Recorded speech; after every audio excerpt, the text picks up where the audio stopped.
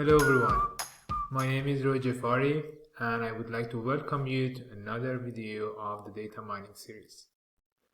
In this video, we are going to focus on the third and very important data mining task, which is called clustering.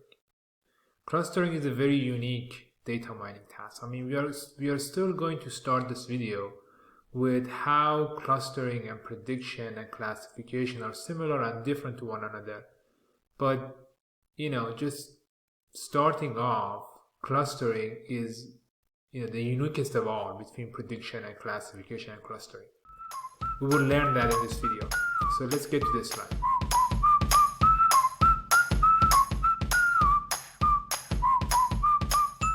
Okay, so in this video we are going to go over this outline. We are going to see the distinctions of clustering from classification and prediction, and then we are going to introduce clustering, what is clustering definition and what it does for us. After that, we'll see a 2D example which cluster using visualization, and then we talk about the need for an algorithmic approach, why we need an algorithmic approach, and then we look at one of the most famous algorithms for clustering, Kmeans, and then we look at a more dimensional clustering example, and then we talk about something we call normalization and the need for it for clustering. So it's going to be a rather long video, so buckle up and let's learn some exciting stuff. Okay, so a quick recap for prediction and classification alike. What we do, we try to find a relationship between the independent attributes and the dependent attributes for the purpose of future predictions.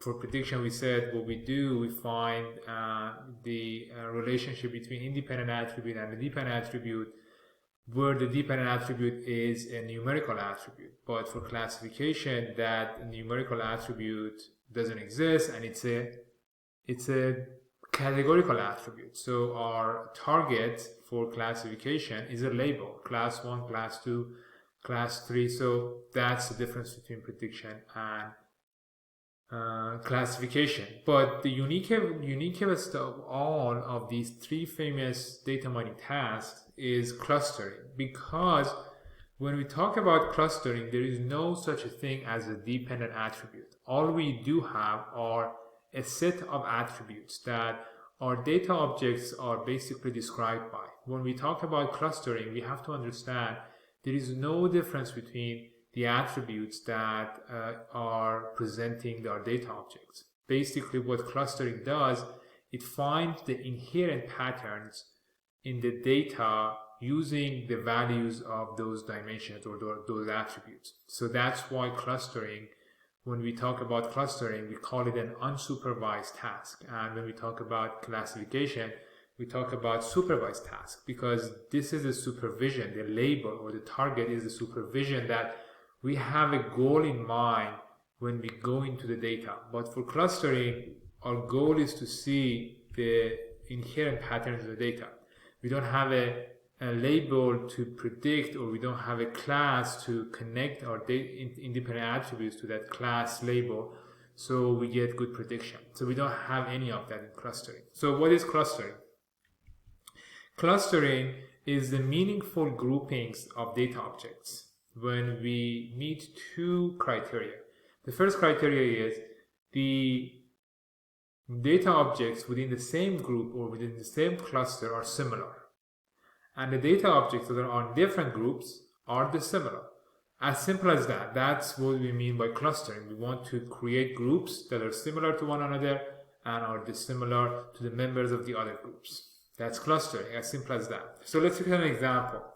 Here we have an example of 2D dimension. We have 122 countries that are described by perception of corruption and life ladder. Since it's only 2 dimensions, we can just use a scatter plot, right? So it's the scatter plot on the left, put these 2 dimensions together, so visually we can look at these data objects and see which one of them are closest to each other and which one of them are farthest away from each other.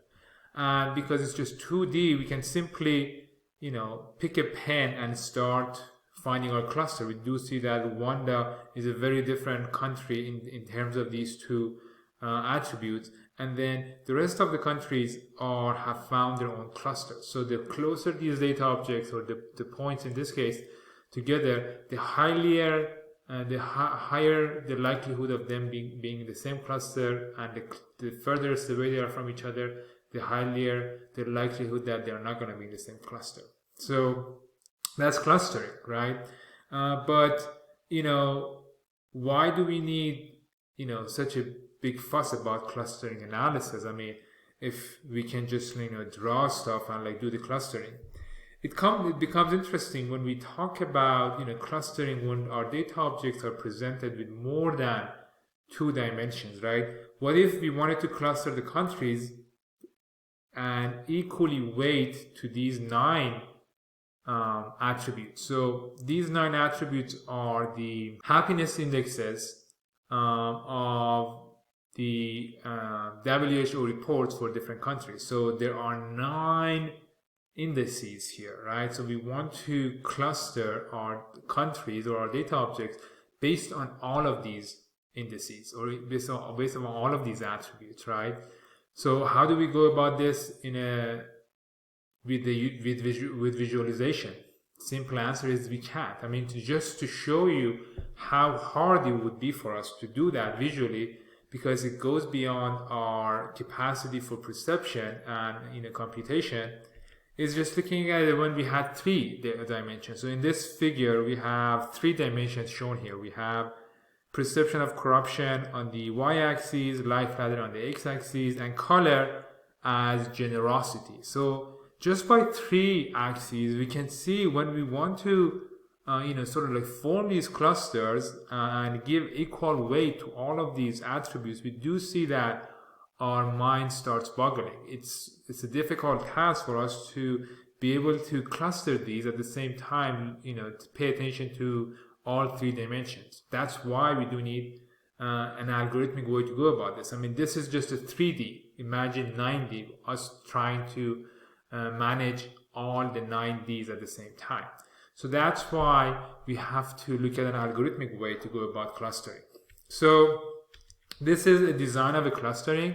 All we do when we want to design a clustering task is to specify the attributes that are important in the manner of the clustering of those data objects, in this case countries. So there are different algorithms that you can use. You could use hierarchical algorithms, centroid-based algorithms, grid-based algorithms. There are so many different ones of them. And in the future we are going to learn a little bit about all of them, but the one that is mostly used in industry, and we're going to learn a little bit here, and the rest in the future videos is KNN, or is Kmeans. Kmeans algorithm. So that's basically the one that we're going to learn here, right? So we're going to say, okay, at the rest of this video we're going to learn when this is Kmeans. So the Kmeans is an algorithm that is used for the task of clustering that I just mentioned here. So Kmeans starts very simple. It basically, it's an algorithmic way. It's basically find K, which is an input. We say, okay, we want these data objects to be grouped into 3 clusters, 4 clusters. So when you say 3 cluster, K is equal to 3. It chooses 3 random in the beginning, 3 random data objects as the centroids of these clusters, and then whichever these clusters, these data objects, for every data object, whichever centroid is closest to them, that data object becomes a member of that cluster. And then after this shift of clustering environment, now we have 3 clusters. If K is 3, then the centroid will become updated, and once the centroid is updated, then we will reevaluate what data objects should be a part of what cluster. This very simple iteration continues until there is no change in the data, and that's as simple as that. In an algorithmic way, we can go about clustering. Of course, we are going to talk way more about K-means There are a lot of things that we need to discuss, such as how do we know what K is? Or what exactly does this mean? I mean, this is just a very short introduction to Kmeans. In one of the future videos, we are going to talk more in depth about how actually Kmeans goes about this stuff. At the same time, we're going to have another video talking about how we would do this in Python with different modules. So this is just a simple introduction, but what we are interested here is to show you when we have 9 dimensions, what we expect from K-means. So for example, if we decide our K is 3 and we apply that algorithm to these 9 dimensions at the same time, we will get these clusters, right? So we say cluster 1s are these countries, cluster 0 is these countries, cluster 1 includes these countries, and cluster 2 includes those countries, right? So that's as far as it goes, it basically loses that visual dimension that we saw in 2D cluster. So of course that's a hurdle, and that's something that we want to have more intuition about what's going on about these clusters. So the way we go about this is we use centroid analysis. Centroid analysis is basically a representation of the centroids of each cluster and seeing how these centroids are actually different from one another. And the centroid of a cluster, when we have used K-means, is the mean of all of the attributes of all of the members of the data objects in that group, right? So for example, the mean of all of the members of life ladder in cluster 0 is 0.89, right? So we visualize this heat map in such a way that it can show us the differences between these clusters, right? So we can see in cluster 0, they are having the best happiness indices across the board. Like, we want to have higher life ladder, higher log GDP per capita, higher social support, higher healthy life expectancy as birth, higher freedom to make the life choices, higher generosity, lower perception of corruption, and higher positive effect and lower negative effect. So we do see that cluster 0, we can call it the happiest cluster. And the cluster 1, we have everything as the lowest but the generosity. The generosity is sort of the second best among all of the clusters. So we call this unhappy but generous cluster.